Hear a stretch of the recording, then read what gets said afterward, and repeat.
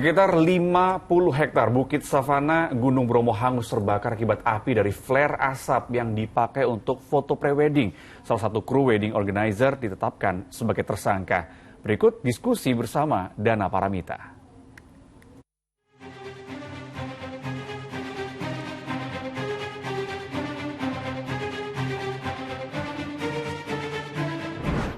Alih-alih mau foto prewedding, malah membakar 50 hektar lahan di Gunung Bromo.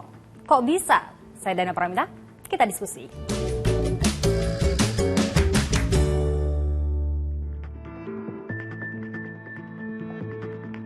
Demi hasil foto dengan efek asap seperti ini, kru wedding organizer menyalakan suar atau flare yang menjadi background foto pasangan calon pengantin. Nah, kalau dilihat dari foto media sosial yang beredar tadi sih, memang ada efek asapnya, tapi juga malah membakar lahan yang ada di Bukit Teletabis Gunung Bromo. Dalam kondisi kemarau kering, ilalang maupun pepohonan menjadi rawan terbakar jika tersulut api. Begitupun padang savana Gunung Bromo ini.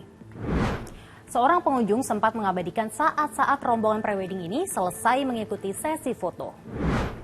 Dalam video terlihat, pasangan calon pengantin dan kru wedding organizer ini tampak santai, padahal di belakangnya api terus membesar. Dari 6 orang yang terlibat, polisi sudah menetapkan 1 orang tersangka, yakni manajer atau penanggung jawab wedding organizer.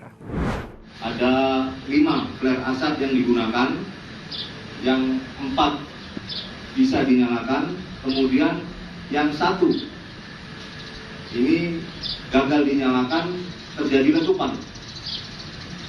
Dari letupan inilah kemudian yang membakar bukit savana atau padang savana. Dari letupan inilah kemudian yang membakar bukit savana atau padang savana di Blok Semeru. Sehingga dalam sekejap api merambat sehingga terjadi kebakaran kurang lebih seluas 50 hektar. Surat izin masuk kawasan konservasi tidak dimiliki oleh tersangka. Oleh karena itu, dengan fakta dan alat bukti yang ada, kami tetapkan yang bersangkutan saat ini menjadi tersangka. Maksud eksotik tapi kelalaian tak bisa ditampik. Gak main-main loh akibatnya.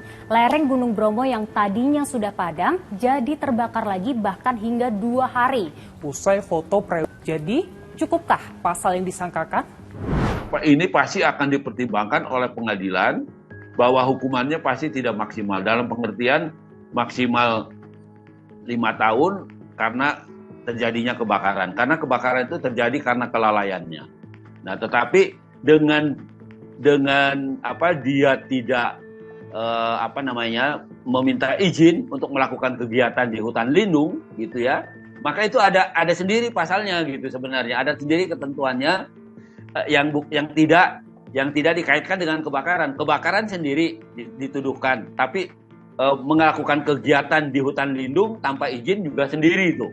Artinya mungkin ada 2 ketentuan yang akan diterapkan pada kasus ini gitu. Andre dijerat ancaman hukuman 5 tahun penjara dengan denda 1,5 miliar rupiah.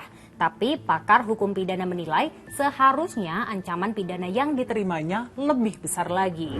Prewedding ini sekarang sudah ketahuan. Kalau jaksa kalau polisi menggunakan pasal 50 ayat 1 Yunto 78 ayat 1 ya, di pasal 50 itu perbuatan menebang, memungut tanpa izin, maka akan terkena ancamannya di pasal 78 ya.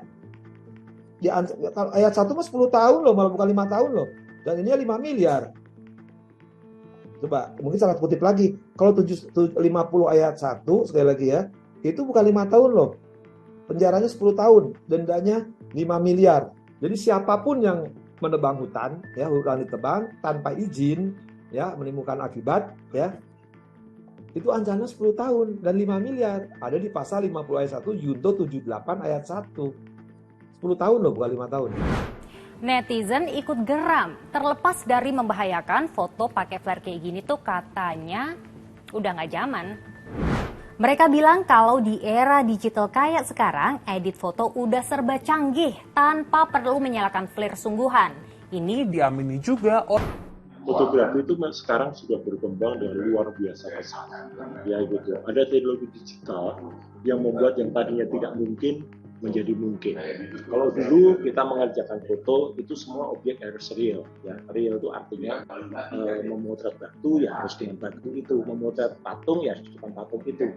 Kalaupun dulu mau melakukan teknik misalnya masking atau misalnya memotret dengan double dan sebagainya, itu harus dikatakan di kamar gelap dan susah.